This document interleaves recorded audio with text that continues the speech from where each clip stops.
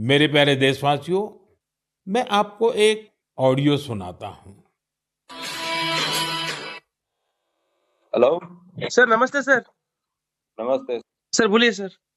देखिए, ये जो आपने एफआईआर नंबर मुझे सेंड किया है, इस नंबर के खिलाफ 17 कंप्लेंट्स हमारे पास। आप ये नंबर यूज कर रहे हैं? मैंने नहीं यूज करता हूँ सर। अभी कहाँ से बात कर रहे हो? Sir Karnataka sir. वो घर में हूँ सर। ओके, इसके लिए आप अपनी स्टेट में रिकॉर्ड करवाइए ताकि ये नंबर ब्लॉक कर दिया जाए, फ्यूचर में आपको कोई प्रॉब्लम ना हो। Okay, yes sir. अभी मैं आपको कनेक्ट कर रहा हूँ, ये आपका इन्वेस्टिगेशन ऑफिसर है। आप अपनी स्टेट में रिकॉर्ड करवाइए ताकि ये नंबर ब्लॉक कर दिया जाए। Okay, yes sir yes sir yes sir. अब बताइएगा मैं किसके साथ बात कर रहा हूँ। अपना आधार कार्ड मुझे शो कीजिएगा वेरीफाई करने के लिए, बताइएगा। सर मेरे पास अभी नहीं है sir Aadhaar card sir, please sir. Phone आपके फोन में है? नहीं सर। फोन में आधार कार्ड की पिक्चर नहीं है आपके पास? नहीं है सर। नंबर याद है आपको? सर नहीं है सर, नंबर भी याद नहीं है सर।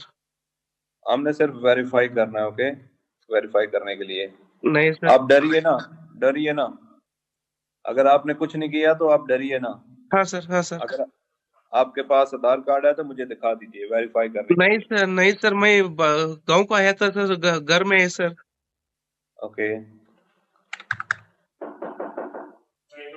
कमिंग। जय हिंद। इस व्यक्ति के वन साइड वीडियो का रिकॉर्ड करो as per the protocol. Okay, ये ऑडियो सिर्फ जानकारी के लिए नहीं, ये कोई मनोरंजन वाला ऑडियो नहीं है। एक गहरी चिंता को लेकर के ऑडियो आया है। आपने अभी जो बातचीत सुनी, वो डिजिटल अरेस्ट के फरेब की है। ये बातचीत एक पीड़ित और फ्रॉड करने वाले के बीच हुई है। डिजिटल अरेस्ट के फ्रॉड में फोन करने वाले कभी पुलिस, कभी सीबीआई, कभी नारकोटिक्स, कभी आरबीआई, ऐसे भांति भांति के लेबल लगाकर बनावटी अधिकारी बनकर बात करते हैं और बड़े कॉन्फिडेंस के साथ करते हैं। मुझे मन की बात के बहुत से श्रोताओं ने कहा कि इसकी चर्चा जरूर करनी चाहिए। आइए मैं आपको बताता हूं ये फ्रॉड करने वाली गैंग काम कैसे करती है, ये खतरनाक खेल क्या है। आपको भी समझना बहुत जरूरी है, औरों को भी समझाना उतना ही आवश्यक है। पहला दाव, आपकी व्यक्तिगत जानकारी, वो सब जुटा करके रखते हैं। आप पिछले महीने गोवा गए थे, है ना? आपकी बेटी दिल्ली में पढ़ती है ना? वे आपके बारे में इतनी जानकारी जुटा कर रखते हैं कि आप दंग रह जाएंगे। दूसरा दाव, भय का माहौल पैदा करो। वर्दी, सरकारी दफ्तर का सेटअप, कानूनी धाराएं, वो आपको इतना डरा देंगे, फोन पर बातों बातों में आप सोच भी नहीं पाएंगे। और फिर उनका तीसरा दाव शुरू होता है। तीसरा दाव, समय का दबाव। अभी फैसला करना होगा, वरना आपको गिरफ्तार करना पड़ेगा। ये लोग पीड़ित पर इतना मनोवैज्ञानिक दबाव बना देते हैं कि वो सहम जाता है। डिजिटल अरेस्ट के शिकार होने वालों में हर वर्ग, हर उम्र के लोग हैं। लोगों ने डर की वजह से अपनी मेहनत से कमाए हुए लाखों रुपए गंवा दिए हैं। कभी भी आपको इस तरह का कोई कॉल आए तो आपको डरना नहीं है।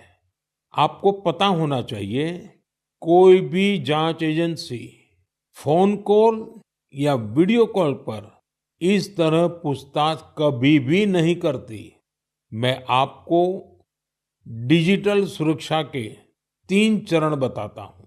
ये 3 चरण है: रुको, सोचो, एक्शन लो।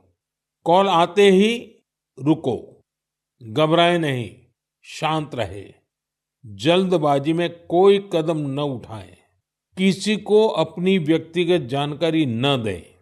संभव हो तो स्क्रीनशॉट लें और रिकॉर्डिंग जरूर करें। इसके बाद आता है दूसरा चरण। पहला चरण था रुको, दूसरा चरण है सोचो। कोई भी सरकारी एजेंसी फोन पर ऐसे धमकी नहीं देती। न ही वीडियो कॉल पर पूछताछ करती है, न ही ऐसे पैसा की मांग करती है। अगर डर लगे तो समझिए कुछ गड़बड़ है। और पहला चरण, दूसरा चरण और अब मैं कहता हूं तीसरा चरण। पहले चरण में मैंने कहा रुको, दूसरे चरण में मैंने कहा सोचो और तीसरा चरण कहता हूं एक्शन लो।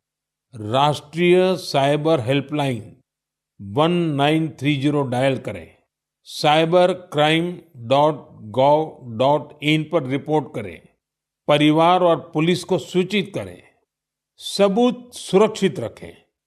रुको, बाद में सोचो और फिर एक्शन लो। ये 3 चरण आपकी डिजिटल सुरक्षा का रक्षक बनेंगे। साथियों, मैं फिर कहूंगा, डिजिटल अरेस्ट जैसी कोई व्यवस्था कानून में नहीं है। ये सिर्फ फ्रॉड है, फरेब है, झूठ है, बदमाशों का गिरोह है। और जो लोग ऐसा कर रहे हैं वो समाज के दुश्मन है। डिजिटल अरेस्ट के नाम पर जो फरेब चल रहा है उससे निपटने के लिए तमाम जांच एजेंसियां राज्य सरकारों के साथ मिलकर काम कर रही है। इन एजेंसियों में तालमेल बनाने के लिए नेशनल साइबर कोऑर्डिनेशन सेंटर की स्थापना की गई है। एजेंसियों की तरफ से ऐसे फ्रॉड करने वाली हजारों वीडियो कॉलिंग आईडी को ब्लॉक किया गया है। लाखों सिम कार्ड, मोबाइल फोन और बैंक अकाउंट्स को भी ब्लॉक किया गया है। एजेंसियां अपना काम कर रही है, लेकिन डिजिटल अरेस्ट के नाम पर हो रहे स्कैम से बचने के लिए बहुत जरूरी है हर किसी की जागरूकता, हर नागरिक की जागरूकता। जो लोग भी इस तरह के साइबर फ्रॉड का शिकार होते हैं, उन्हें ज्यादा से ज्यादा लोगों को इसके बारे में बताना चाहिए। आप जागरूकता के लिए सेफ डिजिटल इंडिया का प्रयोग कर सकते हैं। मैं स्कूलों और कॉलेजों को भी कहूंगा कि साइबर स्कैम के खिलाफ मुहिम में छात्रों को भी जोड़े। समाज में सबके प्रयासों से ही हम इस चुनौती का मुकाबला कर सकते हैं।